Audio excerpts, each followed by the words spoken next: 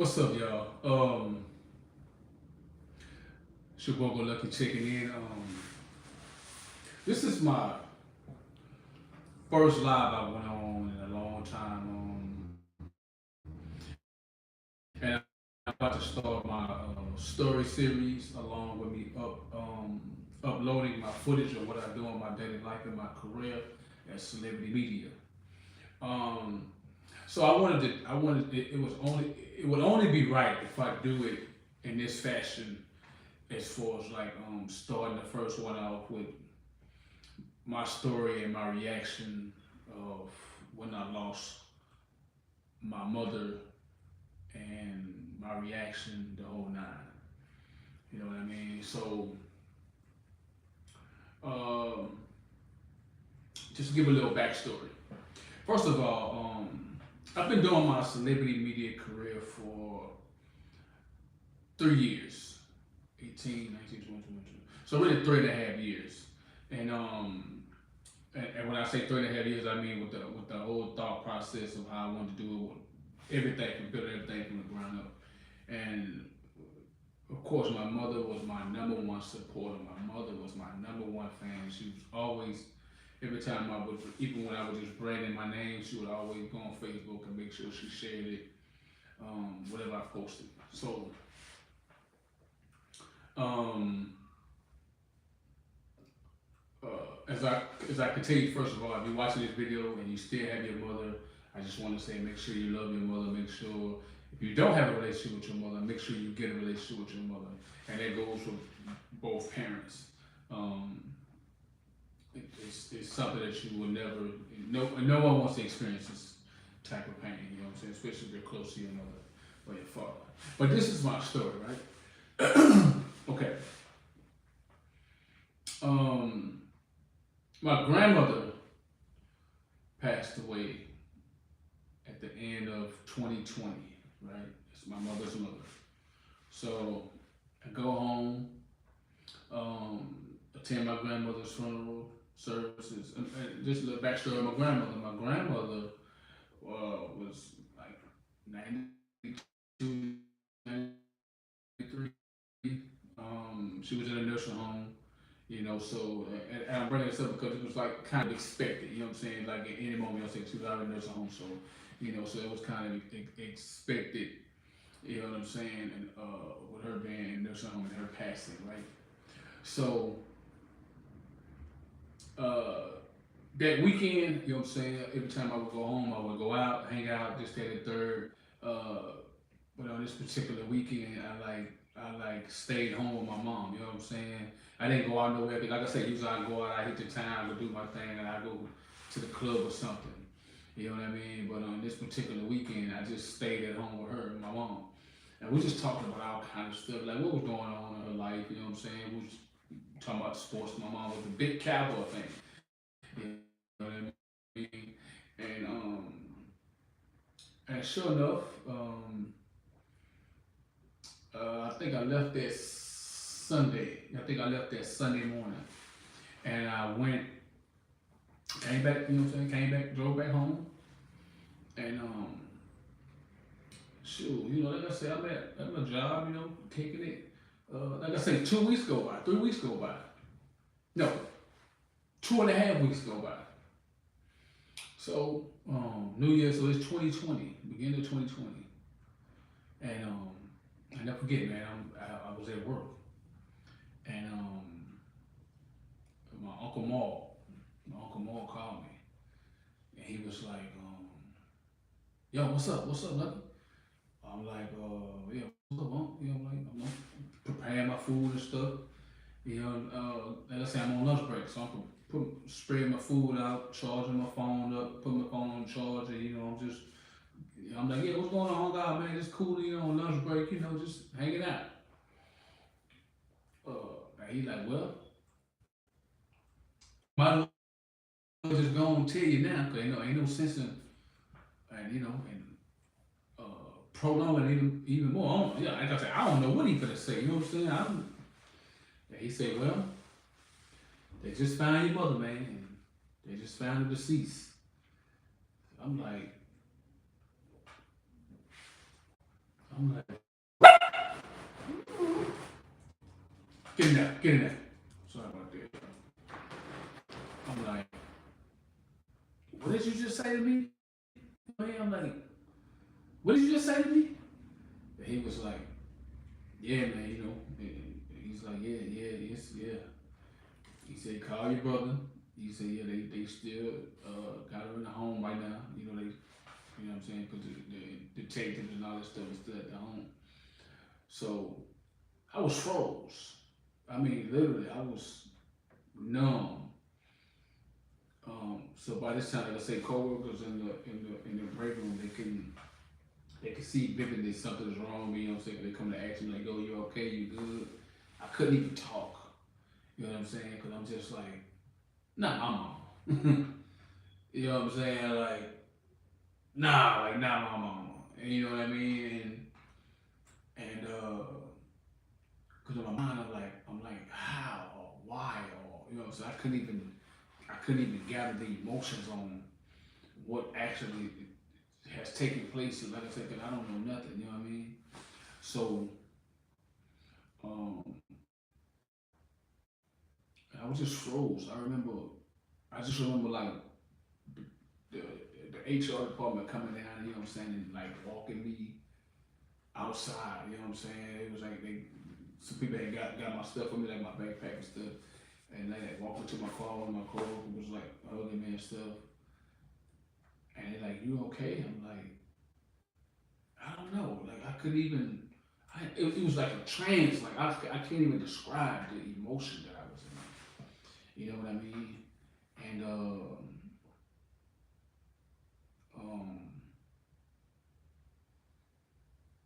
I remember just sitting in my car for like it had to be about an hour.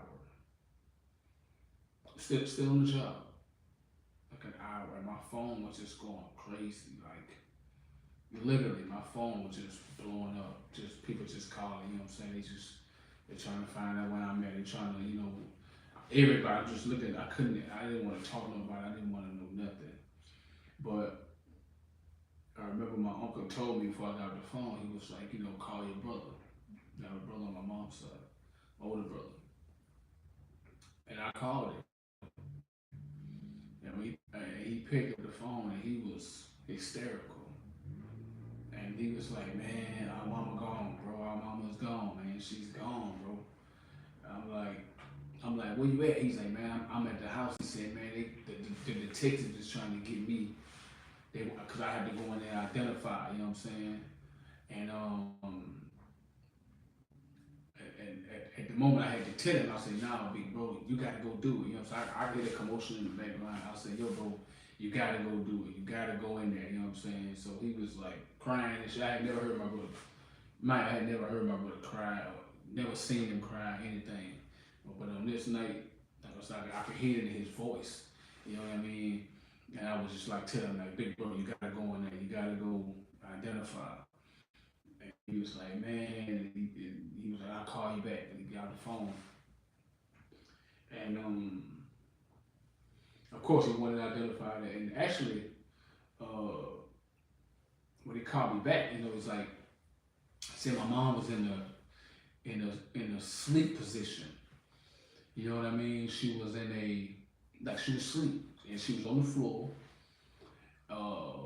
blanket on her, and her head was on the pillow. You know what I'm saying? So, but the interesting part was so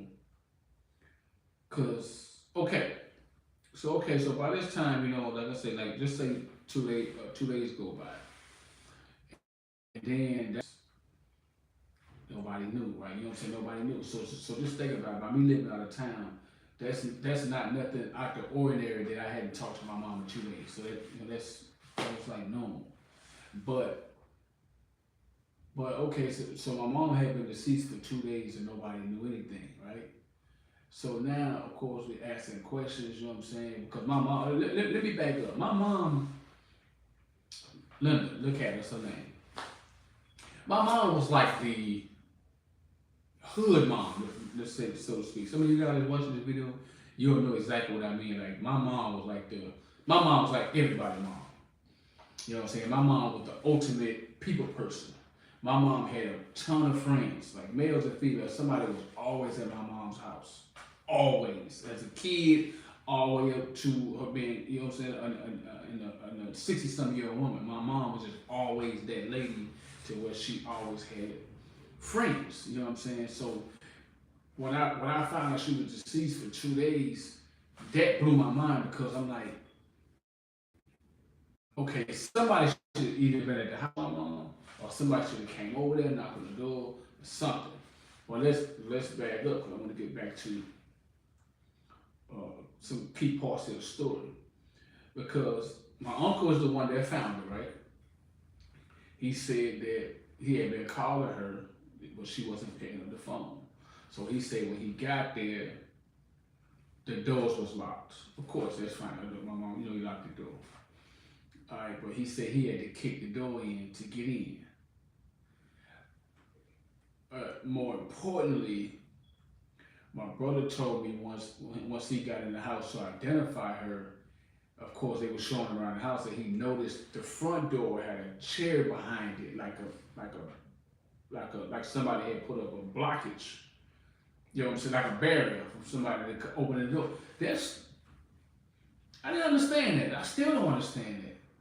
So they told me there's more to this. There's more to it. There's way more to it. So this is why another reason why I want to tell the story because, um, and I haven't even really talked to my family about this because, like, I don't want to spark up more emotions from this. You know what I mean? So, um, but yeah, that's strange within itself. So okay, so let's watch this. So let's say this, right? Um, okay, so okay, so like I say, a couple of days go by. So now I'm like, okay, what's going on? I'm like, what's going on? All right, I'm putting together stuff on my own. You know what I'm saying? 'Cause I'm trying to figure out like somebody should have been at the house with my mom. Somebody should have known something. You know what I mean? So come to find out, somebody was there.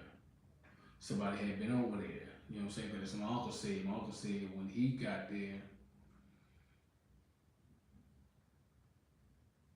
no, no, he said when he left 2 days prior, one of her friends was over there, right?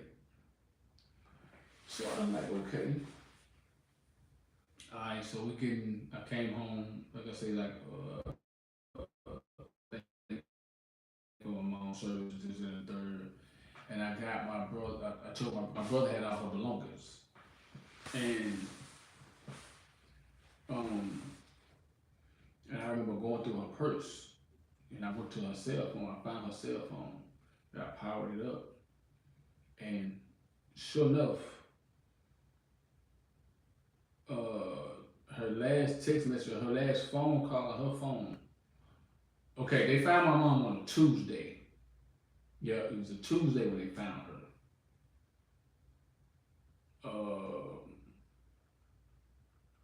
Her last call and text message was from somebody else. Was that Saturday? Like Saturday, I think I want to say like around 7:30 or 8 o'clock that evening. No other type of, you know what I mean? I think it was like one more missed call or something. So that was strange for like 2 days. No phone calls, no nothing. You know what I mean? So I was like, okay. But I did see that like her last interaction on her phone was, nah. Let me back up. Let me back up. Somebody dialed 911 from my mother's phone, and they was trying to say that she dialed 911. This is what the detective said. They said, oh, she was felt like she was feeling something, probably getting sick or something, and then she was to dial 911 because 911 didn't pick up. So of course 911 calls back if the call don't go through. Like you said, you call 911, you hang up, they gonna call right back.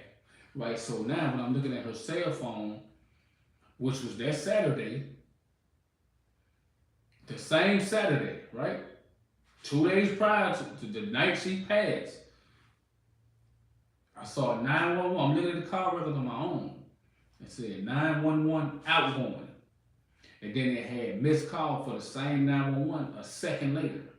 Half a second later, because they call right back. So in my mind, I'm like, okay, so you mean to tell me my mom had enough strength to dial 911,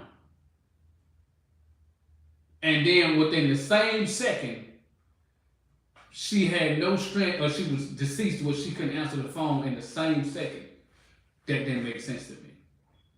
So you know what they told me? They told me that somebody dialed a number for her. They tell me somebody dialed a number, then hung the phone up and got out of there. That's what they told me, because that's what made sense. Right? So,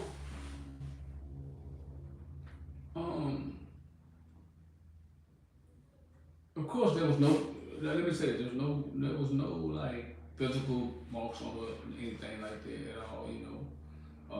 There was no like the house didn't get broken, anything like that. But like I said, it stood out with the chair being behind it. I'm like, what about that? So who did that? Somebody did that. Who did that? Somebody did that. So they told me somebody was there when my mom passed. Somebody was in the house when my mom passed, because somebody put the chair behind the door and they locked the door on their way out. See what I'm saying? So,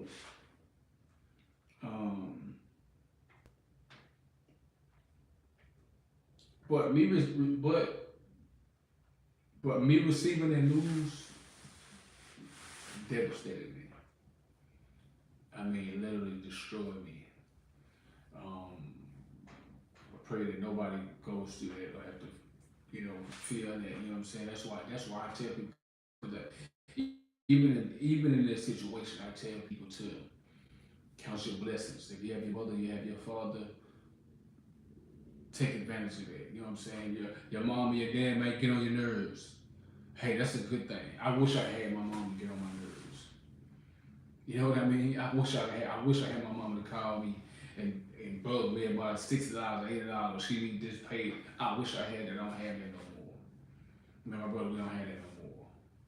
You know what I mean? So if you watch this video, as soon as you click, matter of fact, if you watching this video, click off this video and call your mom and tell her you love her. You know what I mean? Like right now, hit the stop button, get on your phone, call your mama, tell her you love her, call your daddy, tell him you love him, and go do something for him. You know what I mean?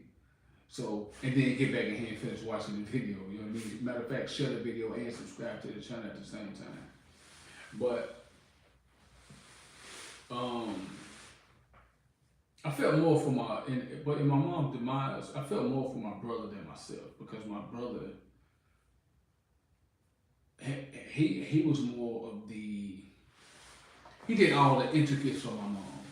You know what I'm saying? Like I said, I'm out here in the city. He lived in the city with my mom, so he did all the stuff for her. You know what I'm saying? Took her to appointments.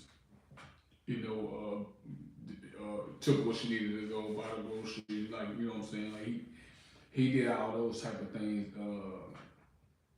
Cause him and my mom had a stronger relationship. You know what I'm saying? It's always been like that. It's just parents. It's a parent thing. It's like your kids. No parent love their kids the same. You know what I'm saying? You don't have the same relationship with all your kids. You know what I'm saying? I don't care what you say. That's just impossible, because everybody got different personalities.